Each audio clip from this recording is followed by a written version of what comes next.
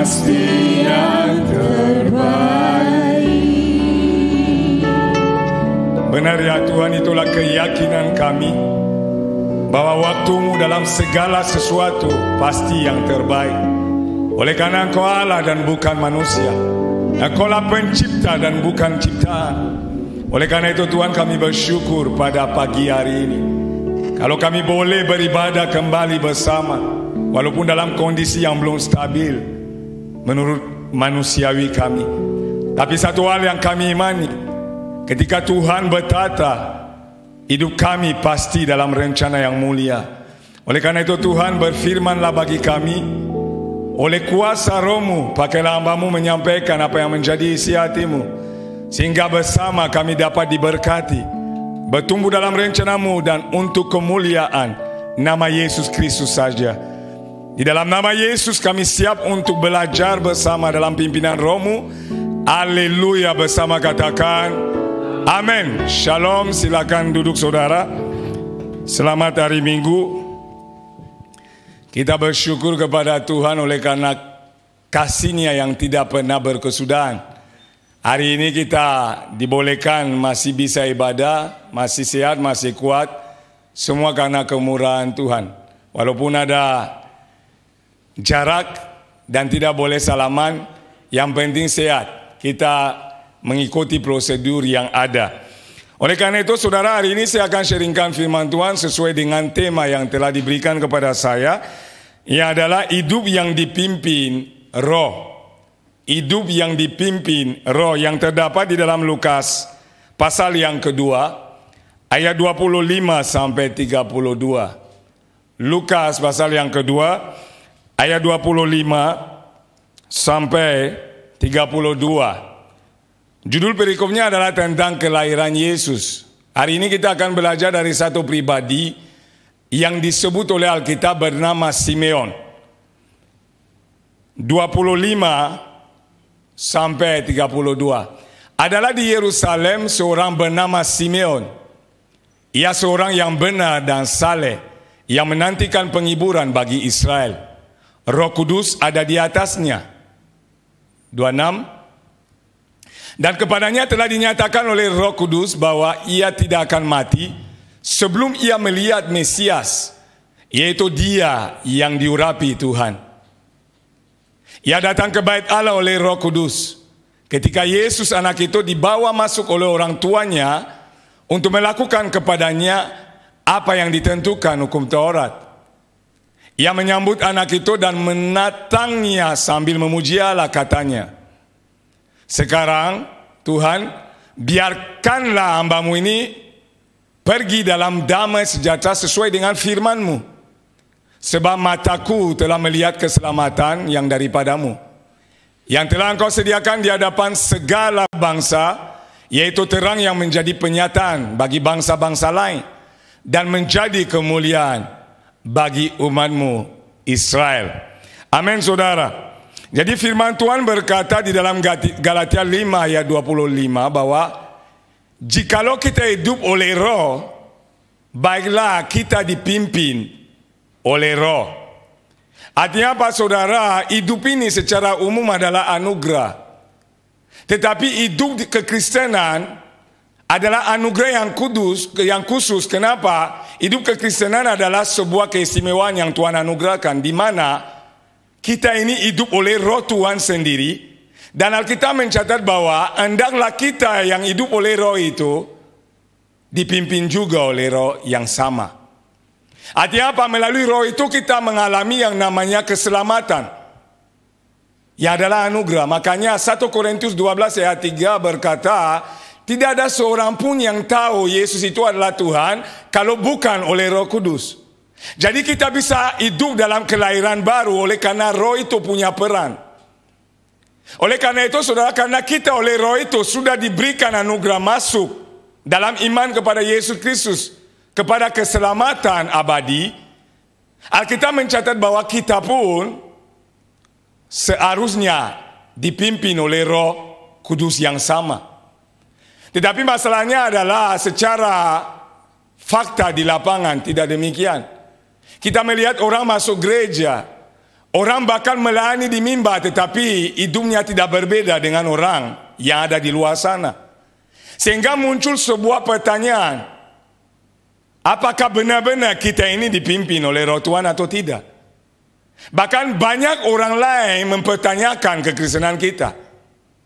Karena apa saudara? Artinya ada sesuatu yang salah dalam kehidupan kerohanian kita. Tetapi pagi hari ini kita mau belajar bersama apa yang menjadi ciri-ciri orang-orang yang dipimpin oleh Roh Kudus, yang adalah Roh Tuhan sendiri.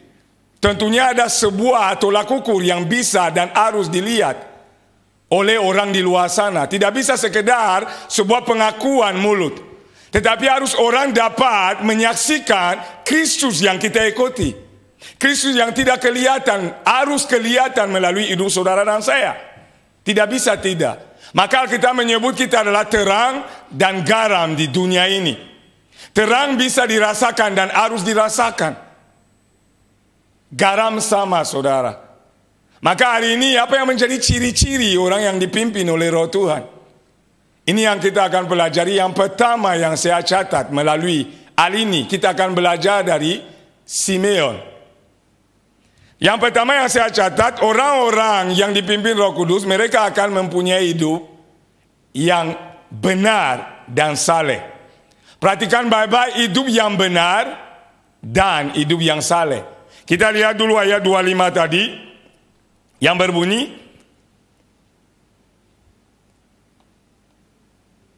adalah di Yerusalem seorang bernama Simeon. Ia seorang yang benar dan saleh, yang menantikan penghiburan bagi Israel. Perhatikan baik-baik, Roh Kudus ada di atasnya. Roh Kudus ada di atas pribadi yang disebut Simeon.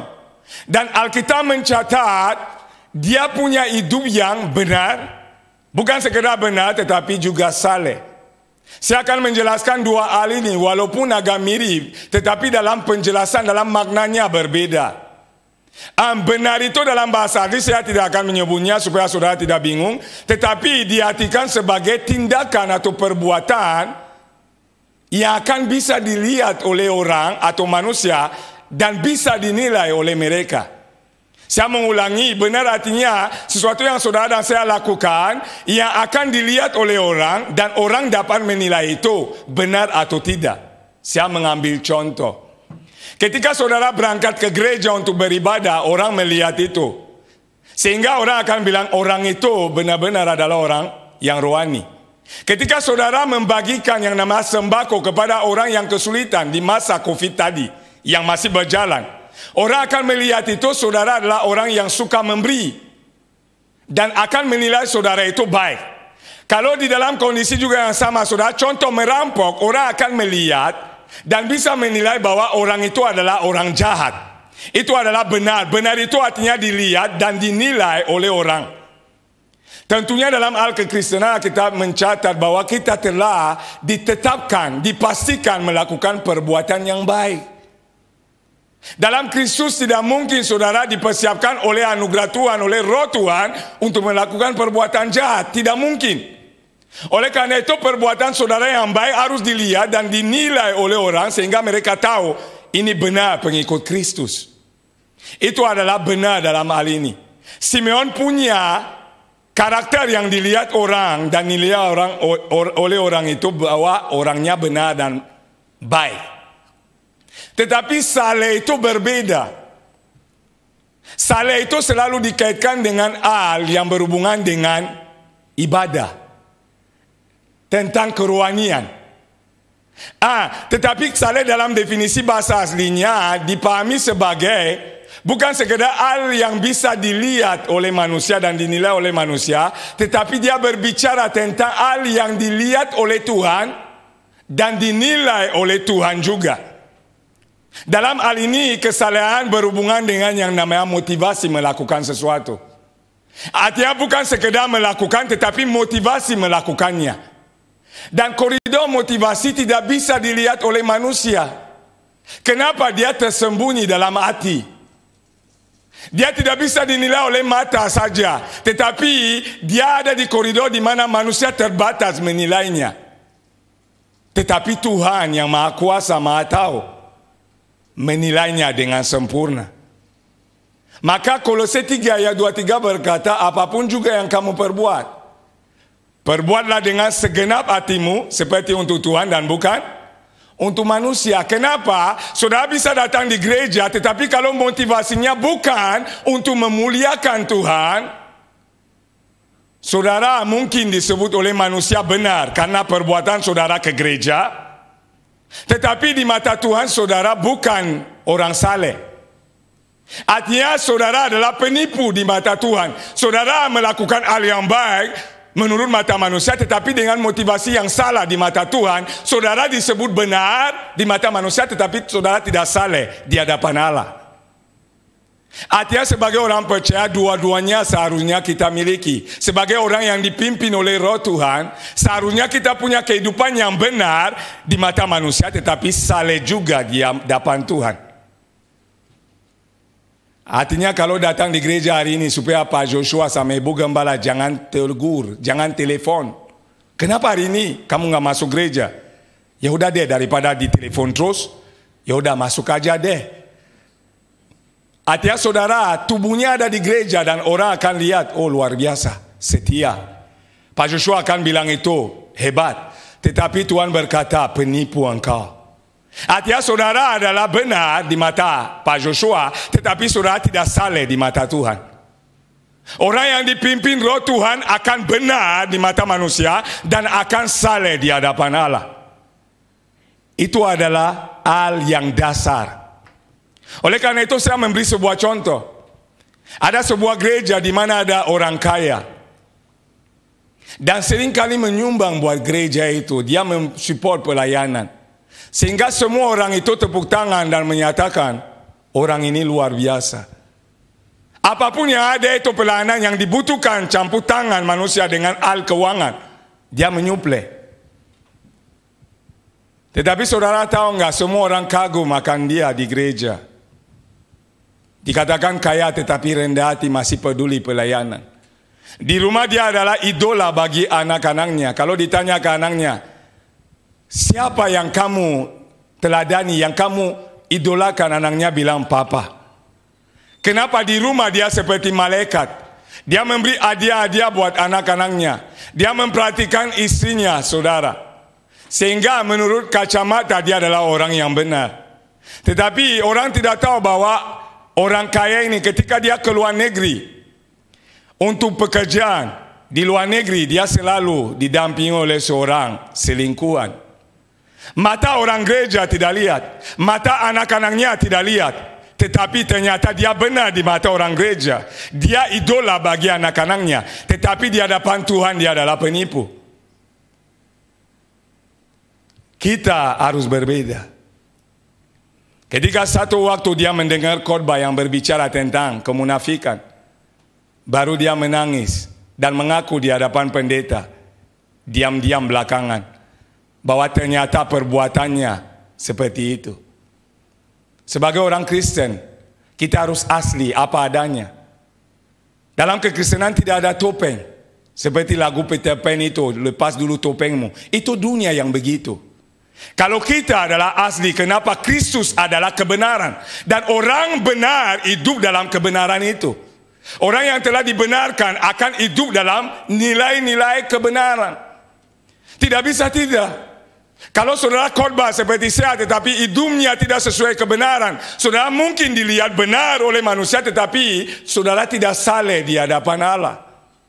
Maka ada banyak pengkhotbah yang khotbah untuk menunjukkan kehebatan, bahwa dia doktor teologi, bahwa dia adalah jabatan, bahwa ini dan itu, sehingga bahasanya tinggi-tinggi, tetapi jemaat tidak mengerti, tidak peduli dia. Yang penting kelihatan keren-kerenan sekolah.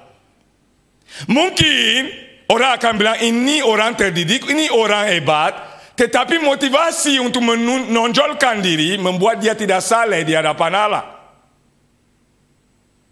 Orang yang dipimpin oleh Roh Tuhan pasti benar hidupnya, dinilai oleh manusia dan saleh. Maka Alkitab bilang, ketika kita melakukan perbuatan baik, barulah orang akan melihat dan memuliakan nama Bapa yang di sorga.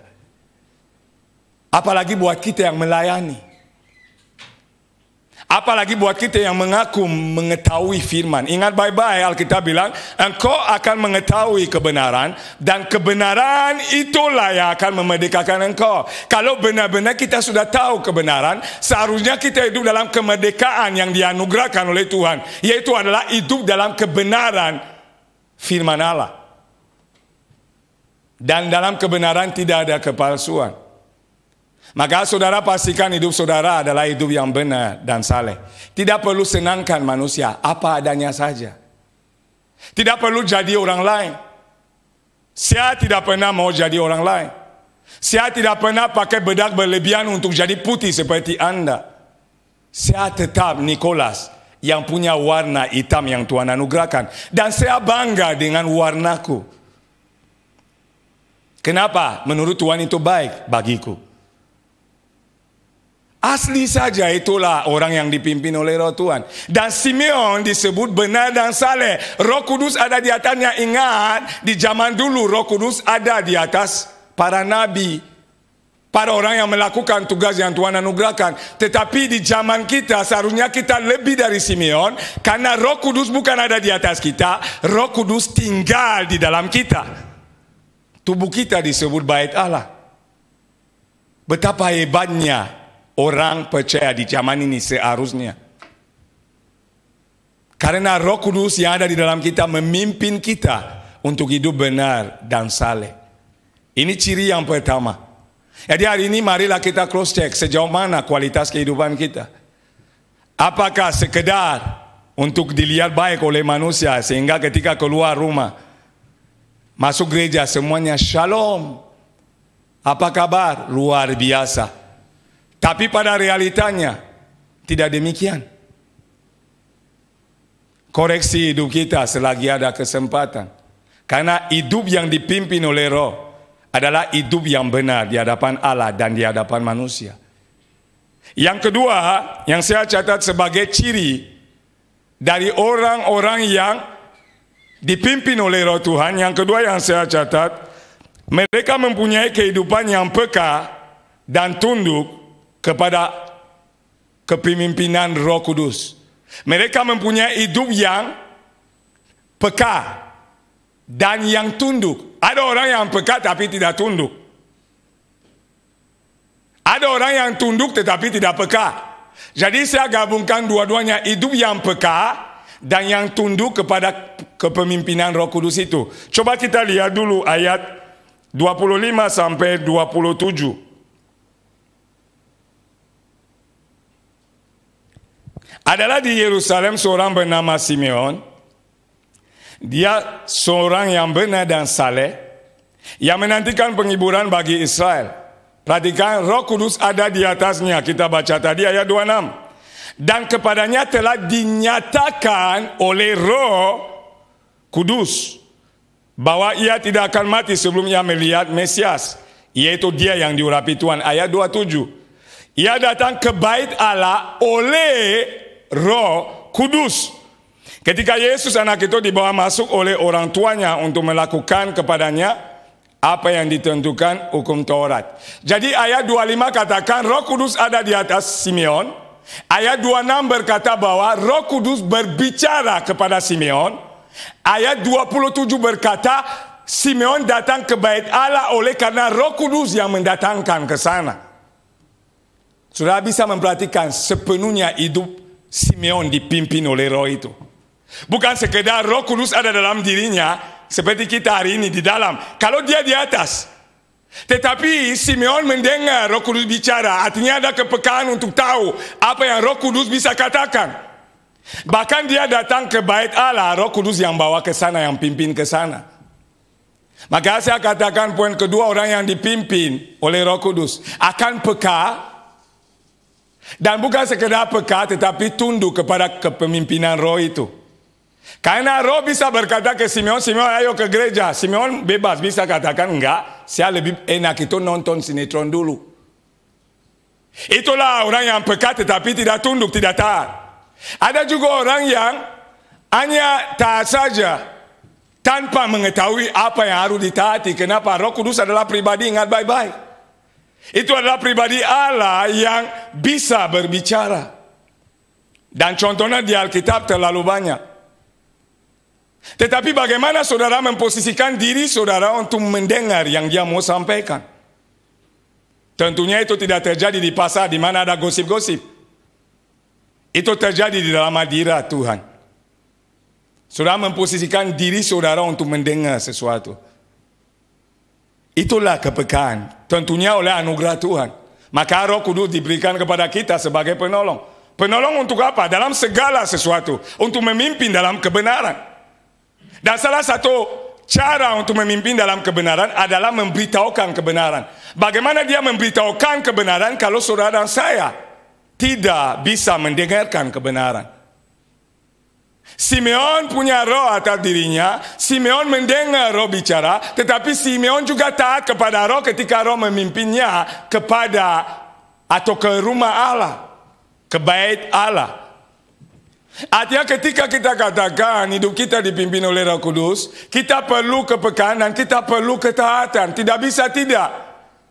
Makanya Galatia 5 ayat 16 katakan, saudara yang dipimpin Roh Kudus barulah bisa mematikan keinginan-keinginan daging.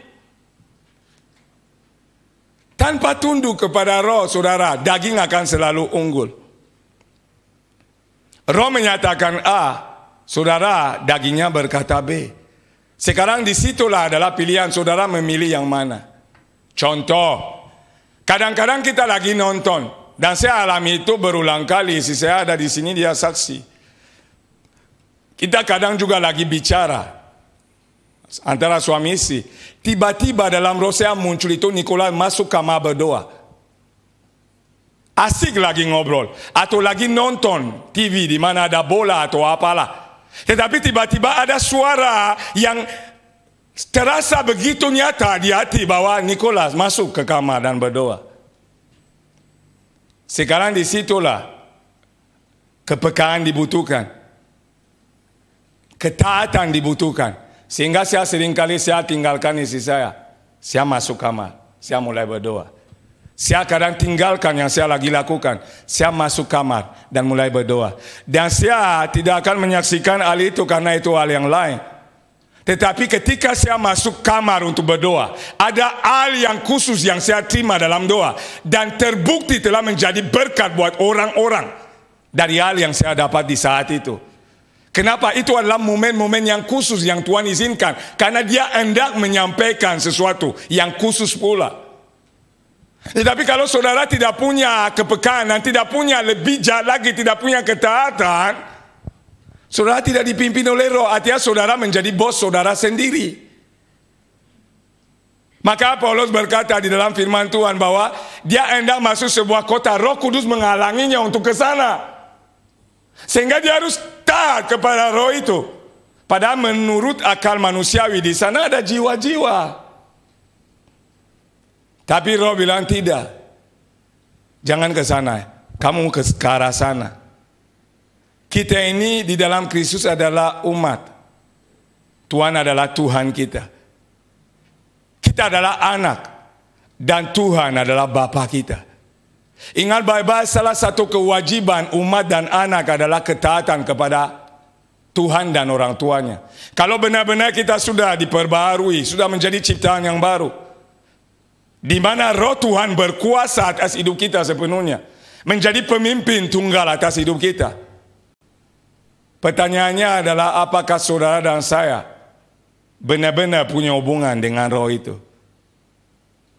Orang suka menyatakan itu ngeroh. Ya, memang ada orang yang terlalu lebay. Sedikit-sedikit ngeroh. Tetapi ingat baik-baik. Justru sebagai anak Allah saudara, roh Tuhan ada dalam diri saudara. Sehingga selazimnya saudara bisa mendengar roh itu. Justru kalau tidak bisa mendengar itu masalah besar. Artinya ada yang salah. Kenapa? Kita sudah menjadi satu dengan roh itu. Maka kita mencatat kita tidak tahu caranya untuk berdoa. Tetapi roh itu akan menolong, memampukan kita untuk berdoa sesuai kehendak hati Allah. Roh itu ada untuk menolong kita. Tetapi tanpa saudara mau tunduk, taat, memberi diri dipimpin. sia-sialah roh itu ada di dalam diri kita. Saya mengambil contoh saudara. Suatu gambaran. Kalau saudara ada di dalam mobil. Saudara ada di setir, saudara seorang diri. Tiba-tiba rem dari mobil itu blong. Tidak bisa dihentikan. Dan saudara sedang menuju yang namanya jurang. Tiba-tiba Yesus hadir di mobil saudara. Dia duduk di sebelah saudara dan dia berkata, pindah tempat, kasih saya nyetir mobil ini. Apa yang menjadi opsi saudara? Apakah saudara berkata kepada Yesus, diam engkau, saya punya kendali? Atau saudara menyerahkan setir kepada pribadi yang sanggup menghindari saudara masuk jurang? Itu pun adalah pilihan. Alkitab mencatat roh Tuhan adalah roh yang kekal. Sekali-sekali tidak pernah meninggalkan. Artinya dia ada dengan kita dimanapun kita berada. Di kamar mandi dia ada. Di jalan dia ada bersama kita. Tidak pernah meninggalkan. Tetapi ingat baik-baik, kalau saudara tidak mengizinkan roh itu memimpin saudara, roh itu tidak bisa memaksakan kehendak. Karena saudara dan saya punya kehendak bebas. Jadi saudara boleh memiliki roh itu, tetapi kalau tidak izinkan dia kerja, saudara tidak akan menikmati kuasa yang dia mau kerjakan dalam hidup saudara. Tidak akan bisa dinikmati. Saya ambil contoh yang lain. Saudara punya yang namanya TV, anggap ini TV di rumah. Saudara dapat hadiah karena saudara rajin dapat sebuah hadiah. Sekarang saya mau tanya, kalau saudara tidak hidupkan itu TV dengan remote pencet, apakah TV itu hidup sendiri? Dia milik saudara, ada di rumah saudara. Tapi kalau saudara tidak mengaktifkan roh itu, TV itu tidak hidup sendiri. Justru kalau hidup sendiri, saudara yang kabur dari rumah. Karena saudara akan berkata, ada hantu di rumah ini.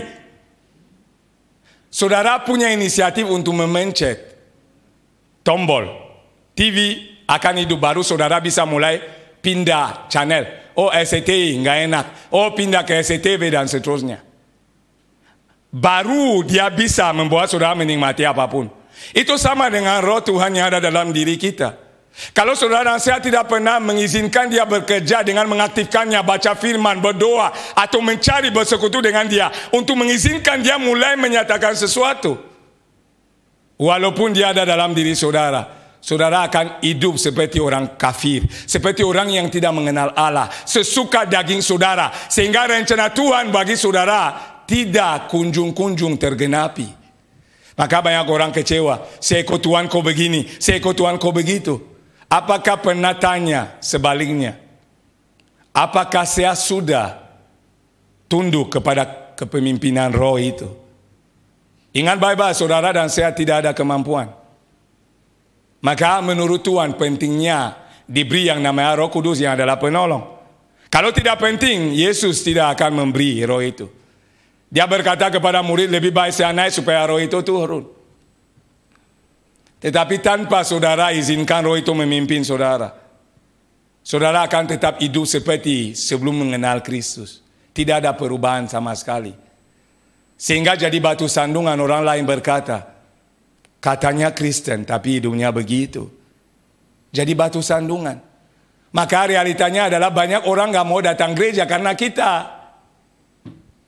Karena melihat kita gak beres hidupnya. Kenapa gak beres? Karena daging berkuasa. Ingat baik-baik, daging dan roh adalah berlawanan, kata firman Tuhan. Sehingga kalau saudara mengizinkan daging unggul, roh itu akan diam. Tetapi Alkitab bilang, oleh roh itu matikan keinginan-keinginan daging. Dengan cara apa mengizinkan roh itu mematikan? Dengan taat kepada roh itu. Tetapi tentunya untuk taat kepada roh itu, saudara akan perlu kepekaan terhadap apa yang roh itu sampaikan. Dan itu bicara keintiman, hubungan terus menerus dengan pribadi roh itu, ia adalah Tuhan sendiri. Ini poin kedua. Poin yang pertama, ciri-ciri adalah orang-orang itu punya hidup yang benar dan saleh. Yang kedua, mereka peka terhadap suara roh itu dan taat kepada suara itu. Sehingga roh itu dapat memimpin mereka kemana Tuhan telah tetapkan dipimpin. Tidak mungkin salah jalan. Kalau kita bisa salah jalan, Roh Kudus tidak mungkin salah jalan. Dia bukan manusia. Itu Roh Allah yang perkasa. Banyak orang berbahasa roh, tetapi hidupnya bertentangan dengan roh. Banyak orang hebat dalam menunjukkan karunia, tetapi hidupnya dalam hakikatnya pada dasarnya kelihatan berbeda. Maka orang bilang itu luar biasa, Roh Kudus itu kerja dalam dia. Di luar udah lain. Orang bilang itu, maka lihat media sosial, semua orang bilang bahasa roh itu palsu. Itu bahasa setan. Kenapa seharusnya mereka melihat sesuatu yang berbeda dari apa yang mereka hidupi? Ternyata sama kita dengan mereka. Bahasa roh jago, tetapi hidup kita nggak berbeda dengan mereka. Itu yang disebut jadi batu sandungan. Dan orang yang dipimpin Roh Kudus nggak mungkin jadi batu sandungan. Dia pasti berkarya untuk kemuliaan Tuhan, untuk memenangkan orang lain. Bukan menghilangkan nyawa, tetapi menyelamatkan nyawa dengan membawa nyawa itu kepada sumber hidup, yang adalah Yesus sendiri. Ini penting saudara, kita pahami. Poin yang ketiga, sebelum ke poin ketiga, saya mau tunjukkan sesuatu kepada saudara. Orang yang dipimpin Roh Kudus juga bisa tahu hal-hal yang akan datang. Karena kepekaan tadi. Mereka bisa tahu hal-hal yang belum hadir. Mereka bisa tahu hal-hal yang Tuhan mau kerjakan ke depan. Coba kita lihat Simeon itu, dia tahu hari kematiannya sendiri. Simeon tahu. Saya mau tanya, ada di ruangan ini yang tahu kapan dia akan mati? Kira-kira ada enggak? Saya aja belum tahu. Saya nggak mau so tahu. Tetapi Simeon tahu kapan dia akan mati. Musa tahu kapan dia akan mati. Kenapa? Benar-benar mereka adalah orang yang dipimpin oleh Roh Tuhan. Bukan artinya kita nggak dipimpin oleh Roh Tuhan, tetapi mungkin kepekaan kita masih kurang. Maka kita harus terus-menerus melatih diri untuk semakin hari semakin peka. Coba kita lihat itu, tolong dibantu. Coba ayat 26. Ayat 26 tadi. Dan kepadanya, kepada siapa? Kepada Simeon, telah dinyatakan oleh Roh Kudus telah berbicara kepada Simeon, bahwa ia tidak akan mati sebelum ia melihat Mesias, yaitu dia yang diurapi Tuhan. Jadi Simeon udah ada tanda kapan dia akan mati. Jadi sebelum dia lihat Mesias itu masih panjang hidupnya. Sudah ada tolak ukur bahwa sebelum Mesias hadir kamu pasti belum mati. Artinya Tuhan sudah memberitahu kepada Simeon tanda atau waktu kematiannya. Maka kalau saudara lanjut, coba ayat 27. Kita akan lihat. Dan seterusnya. Ia datang ke bait Allah oleh Roh Kudus ketika Yesus anak itu dibawa masuk oleh orang tuanya untuk melakukan kepadanya apa yang ditentukan hukum Taurat. 28. Perhatikan. Ia menyambut anak itu dan menatangnya sambil memuji Allah, katanya. 29. Perhatikan, ini penting. Sekarang Tuhan, biarkanlah hamba-Mu ini pergi dalam damai sejahtera sesuai dengan firman-Mu.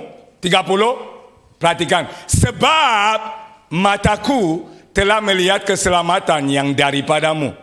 31. Yang telah Engkau sediakan di hadapan segala bangsa. 32. Yaitu terang yang menjadi penyataan bagi bangsa-bangsa lain dan menjadi kemuliaan bagi umat-Mu Israel. Perhatikan baik-baik. Yesus datang diserahkan di bait Allah. Itu adalah sesuai hukum Taurat. Dan anak-anak yang diserahkan di bait Allah pasti banyak, bukan Yesus seorang diri.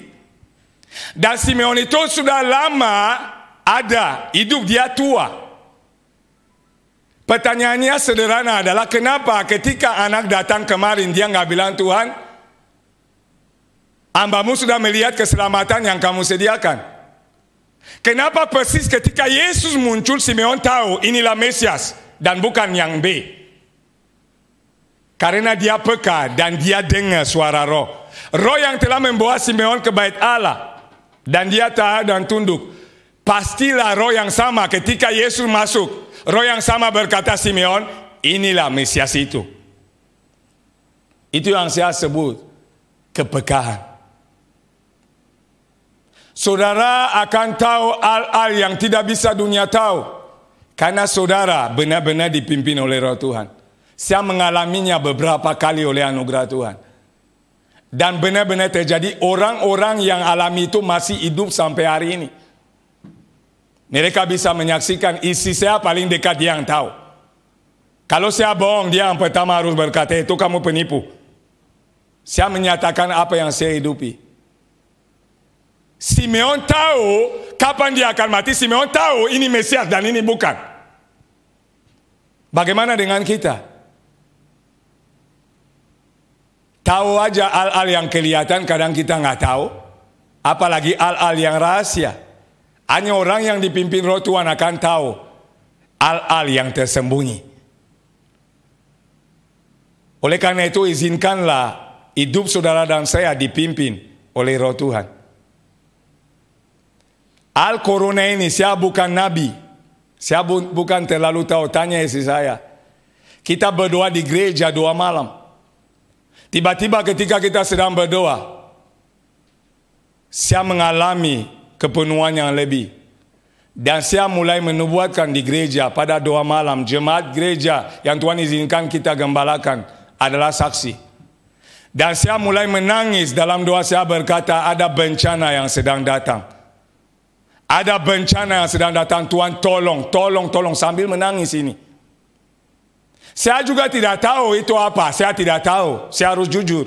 Tetapi tiba-tiba saya mulai menangis, Tuhan tolong, Tuhan ampuni, ampuni, ampuni. Saya katakan kepada jemaat, kita harus berdoa buat Indonesia ini, karena ada bencana yang sedang datang.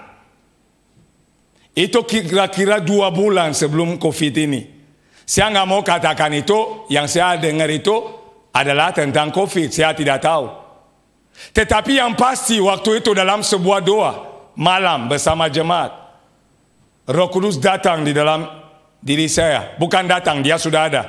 Maksud saya mulai memanifestasikan diri dan mulai menyatakan perkataan-perkataan. Ada bencana sedang menuju bangsa ini. Dan mulai kita bersyafaat minta Tuhan tolong, tolong, tolong. Setelah 2 bulan baru terjadi. Ada orang yang pikir bahkan 1 hari sebelum terjadi banjir pertama, saya membuat renungan awal tahun buat jemaat. Saya taruh live di TV, tanya istri saya, saksi. Saya lagi duduk dengan dia begini di ruang tamu. Saya nggak pernah buat yang namanya live, saudara. Saya tidak tahu bagaimana buat live.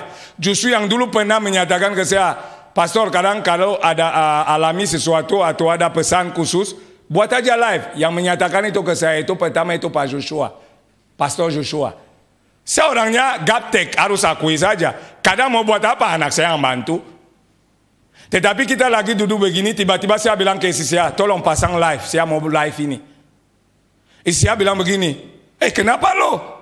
Kok jadi aneh begitu? Saya bilang pasang live, saya mau live. Ada sesuatu yang mau saya sampaikan.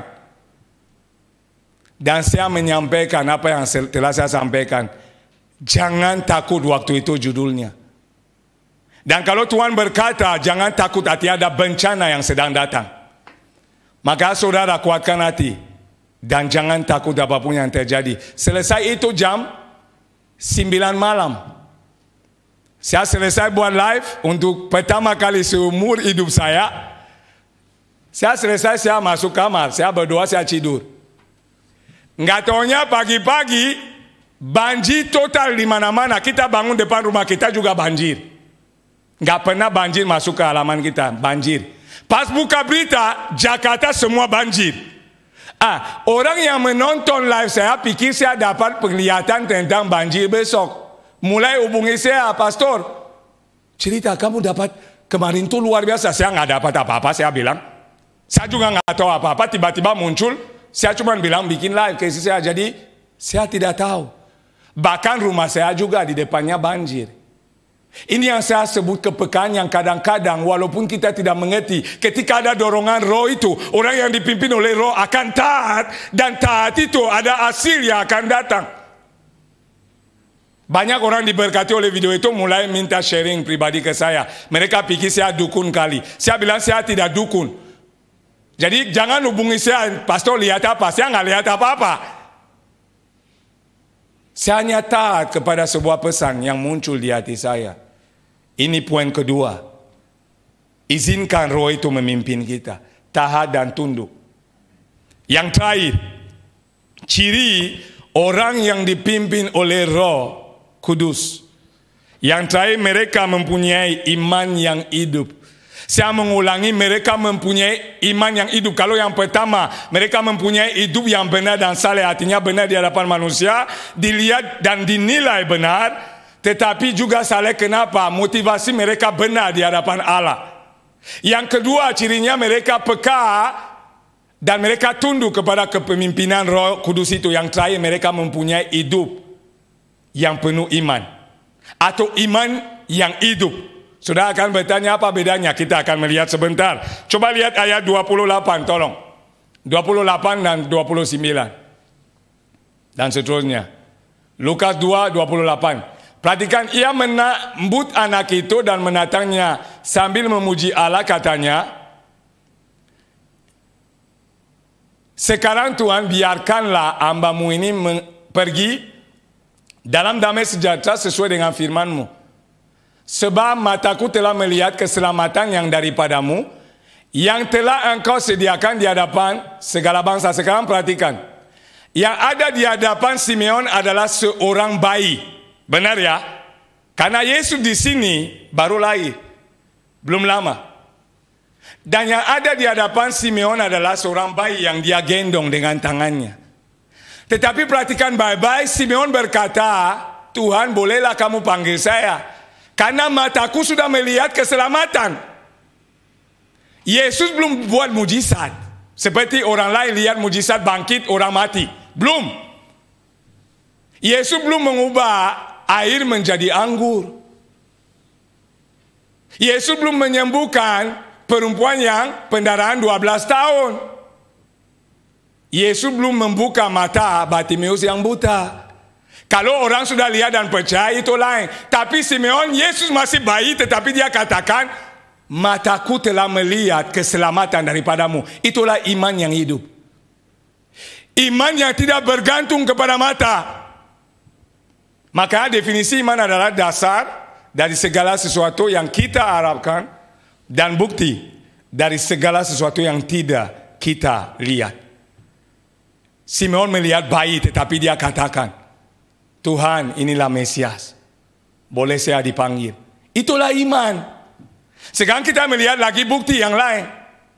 Ayat 25, dari iman yang hidup. Bukan sekedar iman yang diakui oleh mulut, tetapi iman yang sungguh-sungguh terbukti. Ayat 25. Adalah di Yerusalem seorang bernama Simeon. Ia seorang yang benar dan saleh. Perhatikan baik-baik. Yang menantikan penghiburan bagi Israel. Roh Kudus ada di atasnya. Saudara dan saya harus memahami dengan sangat bahwa orang Israel mengalami yang disebut masa kekosongan. Kurang lebih 400 tahun. Kalau saudara melihat Alkitab, antara kitab terakhir perjanjian lama yang disebut Maliaki dan kitab Matius, ada sebuah halaman kosong di Alkitab kita. Itu bicara yang disebut masa kekosongan, di mana Tuhan tidak berfirman kepada umatnya. Dan waktu itu cukup panjang, kurang lebih 400 tahun. Tetapi lihat baik-baik, Alkitab mencatat, walaupun keadaan sukar, walaupun keadaan seolah-olah tidak ada harapan, walaupun waktu itu bangsa Israel dalam penjajahan, Simeon masih menantikan janji yang Roh Kudus telah nyatakan. Itulah iman. Walaupun gelap gulita, walaupun seolah-olah tidak ada jalan, tetap menyatakan saya percaya. Maka saya sebut itu iman yang hidup. Bukan imanan yang diakui dari mulut, tetapi iman yang disertai dengan tindakan nyata. Maka tidak heran Yakobus berkata, iman tanpa perbuatan adalah mati. Orang yang dipimpin Roh Kudus bukan sekedar mengakui beriman, tetapi dia menunjukkan imannya melalui perbuatannya. Itulah iman yang hidup. Sehingga orang lain akan berkata, orang ini benar, luar biasa. Orang ini saleh, Tuhan berkata, hebat. Mereka peka terhadap suara Tuhan, mereka mulai tunduk kepada suara itu, dan iman mereka adalah iman yang tidak tergoncangkan oleh situasi dan kondisi. Maka ada lagu, ku kan berdiri di tengah badai dengan kekuatan yang kau berikan. Tuhan yang memberi kekuatan, tetapi dasarnya adalah saudara tetap pegang kepada janji. Tidak bisa tidak. Hari ini banyak orang Kristen secara kertas. Tetapi saudara, masalah sedikit datang mau bunuh diri. Masalah sedikit datang tidak ada lagi guna hidup. Ada orang yang begitu sama saya berulang kali. Sampai saya bilang, Tuhan berarti kita lani orang ini 3 tahun jadi sia-sia ya. Saya mulai bertanya, kok begini? Bukan susah orangnya, bukan apa-apa, tetapi kok bisa? Hanya karena persoalan. Kemarin malam berkata Tuhan itu luar biasa, menyaksikan kebesaran Tuhan kepada saya, pastor, Tuhan itu hebat. Besok paginya saya terima pesan mau bunuh diri, nggak ada guna hidup. Karena ini dan itu iman yang disebut itu, iman itu yang seperti sayur. Kalau panas ya layu. Kalau ada air baru dia tumbuh lagi. Itu bukan iman yang hidup. Orang yang dipimpin Roh Kudus dalam kondisi situasi apapun, dia tetap berkata, yes Tuhan, Engkau luar biasa. Terima kasih Tuhan. Terima kasih Yesus. Kenapa imannya kokoh? Seandainya pun hari ini hari terakhir Tuhan saya harus lewat, tidak apa-apa Tuhan, saya tetap pegang janji Tuhan. Kenapa Roh Tuhan selalu membawa kepada kehendaknya Tuhan? Tidak mungkin membawa kepada kebinasaan. Dan dasarnya adalah iman. Maka kita bilang barang siapa menghadap Allah, dia harus meyakini bahwa Allah itu ada. Kalau tidak, apapun yang dilakukan adalah kesia-siaan. Ini 3 hal yang bisa saya sharingkan pagi hari ini. Kiranya menjadi berkat buat kita semua. Kita mulai meng-cross check hidup kita kembali. Apakah tolak ukur yang kita temukan dalam diri seorang Simeon ada di dalam kehidupan kita hari ini? Selagi ada nafas, itu kesempatan untuk memperbaiki kehidupan kita di hadapan Allah. Tentunya tidak bisa kita melakukannya dengan kemampuan sendiri. Kita hanya akan bisa mencapainya dengan kemampuan yang Roh Tuhan yang ada di dalam kita berikan. Sehingga melalui hidup kita nama Tuhan dipermuliakan. Itulah tujuan kehidupan orang percaya. Saya berhenti di sini. Saya berkata Tuhan memberkati kita semua. Mari kita akan berdoa untuk firman Tuhan. Mungkin tim musik boleh maju ke depan. Saya persilakan. Kita angkat pujian ini, ku kan berdiri di tengah badai, supaya kita diteguhkan dalam iman kita. Corona boleh ada, masalah boleh datang berulang kali, tetapi orang yang berdiri di atas dasar batu karang yang adalah Yesus Kristus tidak akan tergoncangkan. Tolong bantu saya untuk nyanyikan lagu ini. Ku kan berdiri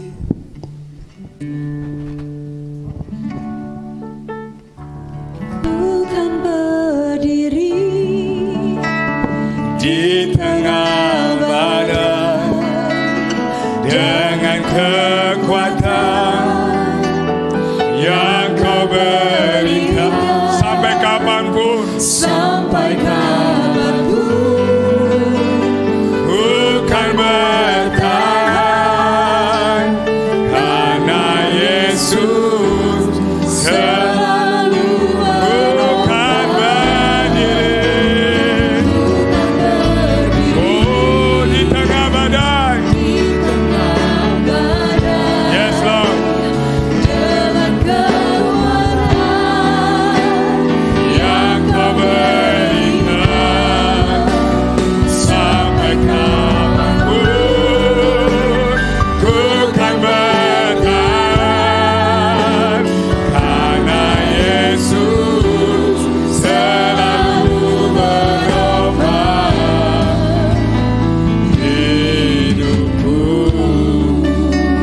Bapak, terima kasih untuk anugerah-Mu untuk kesempatan yang kami terima pada pagi hari ini untuk beribadah dan mendengar firman-Mu yang hidup. Kiranya Tuhan, virus corona boleh ada, kondisi boleh tidak menentu sementara, tetapi seperti Simeon, kami tetap pegang janji-Mu, sebab kami tahu